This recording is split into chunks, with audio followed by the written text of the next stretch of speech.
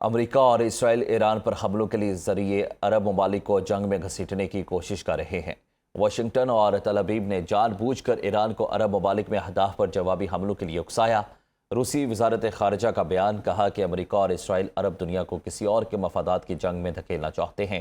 خطے میں مزید عدم استحکام سے بچنے کا واحد راستہ ایران پر حملے روکنا ہے، لیکن امریکی اور اسرائیلی رویے سے فی الحال کشیدگی میں کمی کے کوئی اشارے نظر نہیں آ رہے۔ امریکہ اور اسرائیل کی ایران کے خلاف فوجی مہم میں مصنوعی ذہانت نے کلیدی کردار ادا کیا ہے۔ امریکی اخبار واشنگٹن پوسٹ کے مطابق مصنوعی ذہانت نے ہفتوں کی جنگی منصوبہ بندی کو لمحوں میں بدل دیا۔ یہی اے آئی ٹیکنالوجی دہشت گردی کے منصوبے ناکام بنانے میں بھی استعمال ہوئی۔ وینزویلا کے صدر کو پکڑنے والے آپریشن میں بھی اے آئی کی مدد شامل تھی۔ امریکی اخبار کا کہنا ہے کہ فوج اور متعلقہ کمپنی کے درمیان خودکار ہتھیاروں اور نگرانی کے اختیار پر تنازع ہے۔ متبادل نظام آنے تک امریکی فوج موجودہ اے آئی ٹیکنالوجی استعمال کرتی رہے گی۔ امریکی کمانڈر جنگی کارروائیوں میں اے آئی پر تیزی سے انحصار کرنے لگے۔ اے آئی جنگی اہداف کو نشاندہی مشینی رفتار سے کر سکتی ہے۔ ایران نے متحدہ عرب امارات پر اب تک 1276 حملے کیے، جن میں 1072 ڈرونز، 196 بیلسٹک اور 8 کروز میزائل شامل تھے۔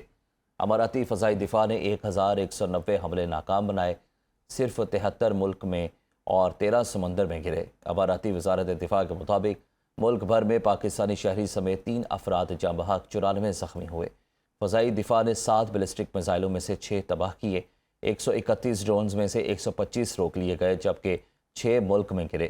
196 بیلسٹک میزائل داغے گئے جن میں سے 181 تباہ کر دیے گئے، 13 سمندر میں اور 2 ریاستی علاقے میں گرے۔ 1072 ایرانی ڈرونز میں سے 1001 روکے گئے، 71 ملک میں گرے جبکہ 8 کروز میزائل تباہ کر دیے گئے۔ اماراتی وزارت دفاع کا کہنا ہے کہ ہم کسی بھی خطرے سے نمٹنے کے لیے پوری طرح تیار ہیں اور ملکی سلامتی، خود مختاری اور قومی مفادات کے تحفظ کے لیے ہر ممکن اقدام اٹھا رہے ہیں۔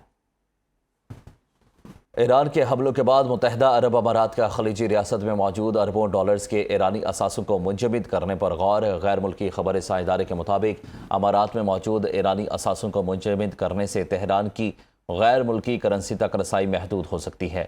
رپورٹ کے مطابق ایران کے مبینہ مالیاتی نیٹ ورکس کو نشانہ بنانے کے لیے ایسا کیا جا سکتا ہے۔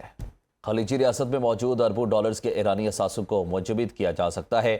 ایرانی اثاثے منجمد کرنے سے تہران کی غیر ملکی کرنسی تک رسائی محدود ہو سکتی ہے۔ ایران کے مبینہ مالیاتی نیٹ ورکس کو نشانہ بنانے کے لیے ایسا کیا جا سکتا ہے اور حملوں کے بعد یو اے ای کا اربوں ڈالر کے ایرانی اثاثے منجمد کرنے پر غور۔ خلیجی ریاست میں موجود اربوں ڈالر کے ایرانی اثاثوں کو منجمد کیا جا سکتا ہے۔ ایران کا بحرین میں رات گئے میزائلز اور ڈرون سے حملہ۔ بحرین کے دارالحکومت میں حملے سے 3 مختلف مقامات متاثر ہوئے۔ بحرینی وزارت داخلہ نے منامہ میں حملوں سے مالی نقصان کی تصدیق کر دی۔ منامہ میں 2 ہوٹلز اور 1 رہائشی عمارت کو نشانہ بنایا گیا۔ بحرینی حکام کے مطابق ایرانی حملوں سے کوئی جانی نقصان نہیں ہوا۔